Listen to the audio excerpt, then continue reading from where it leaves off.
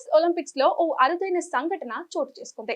అందంగా ఉందని ఓ అథ్లెట్ ను బయటకు పంపించారు. పరాగ్వేకి చెందిన లువానా అల్నోసా అనే 20 ఏళ్ల స్విమ్మర్ పారిస్ ఒలింపిక్స్ లో తన దేశం తరపున పాల్గొనడానికి వచ్చింది. చిన్న వయసులోనే బటర్ఫ్లై ఈవెంట్ లో అనేక రికార్డులు కలిగి ఉంది. టోక్యో ఒలింపిక్స్ లో కూడా లువానా పాల్గొనింది, కానీ పతకం దక్కలేదు. ఇక ఈసారి పారిస్ ఒలింపిక్స్ లో పతకం సాధించాలనే పట్టుదలతో తన దేశ అథ్లెట్స్ తో కలిసి వచ్చింది. ఒలింపిక్స్ విలేజ్ లో అందరితో పాటే కలిసి ఉంది.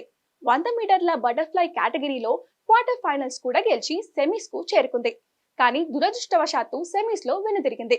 కానీ కథ ఇక్కడితో ఆగిపోలేదు. ఒలింపిక్ విలేజ్ లోనే తోటి పరేగ్వా అథ్లెట్స్ తో కలిసి ఉంటుంది. తనకు ఇక ఎలాంటి పోటీ లేకపోవడంతో అందరితో కలిసి కలివిడిగా తిరుగుతోంది. అయితే లువానా అల్నోసా అందం కారణంగా తాము పోటీలపై కాన్సంట్రేషన్ చేయలేకపోతున్నామని తోటి పరాగ్వే మేల్ అథ్లెట్లు కంప్లైంట్ చేశారు.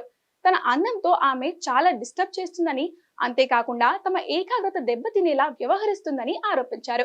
ఆమె ఉంటే మేము ఆటల్లో సరిగ్గా పాల్గొనలేము అని మేనేజ్మెంట్ కు చెప్పుకొచ్చారు. పరాగ్వే జట్టు మేనేజ్మెంట్ కూడా మేల్ అథ్లెట్ల మాటే వినింది. వెంటనే విషయాన్ని తమ దేశంలో ఉన్న ఉన్నత అధికారులకు చేరవేశారు.